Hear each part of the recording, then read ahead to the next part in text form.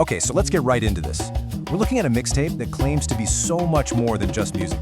I mean, this is a project that's designed to be the literal foundation for an entire cosmic world. Framing authentic boom-bap hip-hop is both a kind of spiritual warfare and a real tool for community liberation. And we start with this promise, right from the artist himself. He's basically saying, hey, this isn't just a collection of songs, it's an entry point. The idea is that every single lyric is like a seed, you know? A seed that's meant to grow into animations, school curriculums, maybe even global projects. It's an invitation to not just listen, but to actually participate. So here it is. This is the artifact at the center of it all. It's the third mixtape from Venomous 2000, released in 2025, and it was explicitly made to serve as the foundational text for this magical realist universe he calls the Invenity Cosmic. Now that title itself tells you a lot. The wordplay in demo is really the key to the whole project's duality.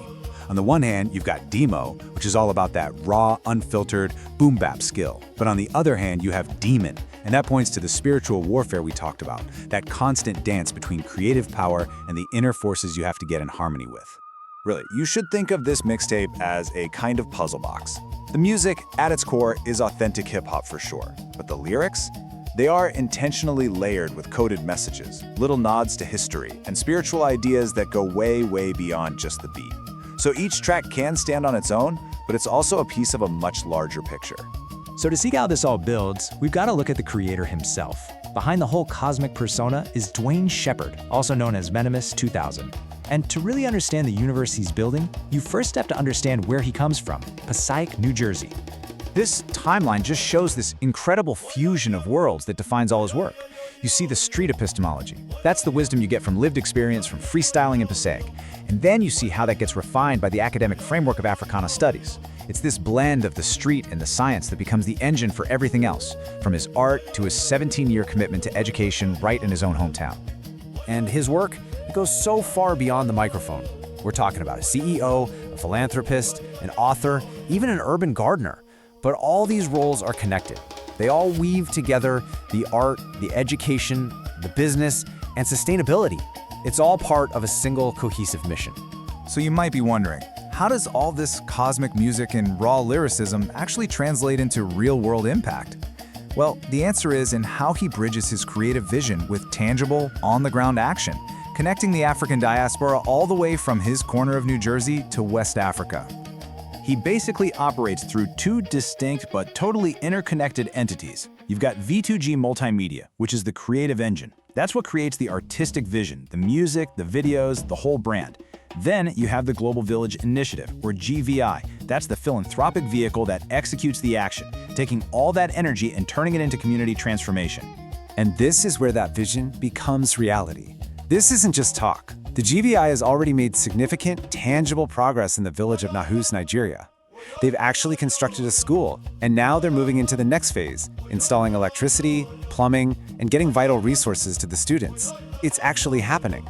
So ultimately, the art and the activism, they're one and the same. The music, the merchandise, the entire creative output, that's the engine that funds and fuels this whole global mission.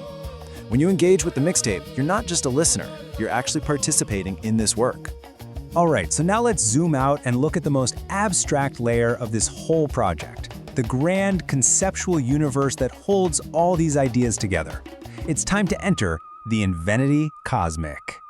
The Invenity Cosmic is the name for this massive, sprawling conceptual space. He calls it a magical, realist universe, which is a place where everything can coexist. We're talking boom-bap and community building, comic book mythology, and ancient Kemetic philosophy from Egypt. It's the connective tissue for his entire body of work. And inside this universe, he's not just an artist. No, he casts himself as a mythological figure, a cosmic guardian, an intergalactic force whose entire purpose is to uphold equilibrium in the cosmos. It's some seriously big picture thinking. This really speaks to his belief in the power of art. As the cosmic sentinel, his words and music become tools to restore harmony and fight against chaos. I mean, that's a pretty profound statement about the responsibility of an artist. And this persona has a name, Anantia Nahaje Heru. The name itself fuses two very distinct identities. It's got that galactic b-boy energy, the swagger and skill of modern hip-hop, but at the same time, it embodies the regal, sovereign essence of the ancient Kemetic deity Heru, who you might know as Horus. This is Afrofuturism in action. Okay, so let's bring all these pieces back together, right? The man from Passaic, the global mission, and this cosmic myth. Let's see how it all synthesizes. This statement from his own creative notes is basically the thesis for his entire philosophy. Hip-hop isn't just entertainment, it's instruction. Leadership isn't just a position, it's a vibration, a frequency you put out into the world. And that last line, that introduces another core concept: melanated elegance. So, what is it? It's his term for a specific kind of power. It's about embodying this regal, self-defined, joyful authority that comes from a deep connection to the African diaspora.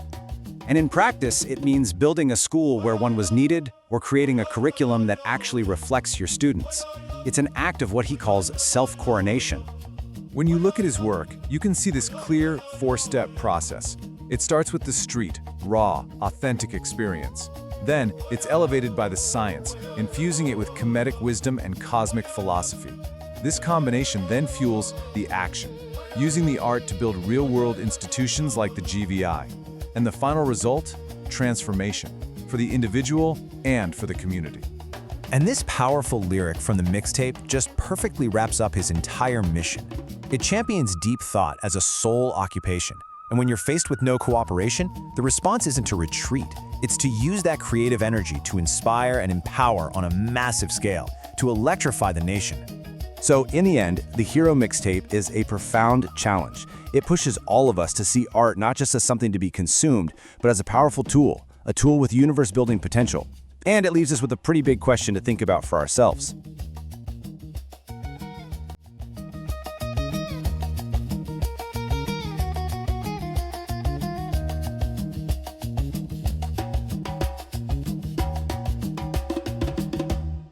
Woy, yo, yo, yo, yo, yo, yo.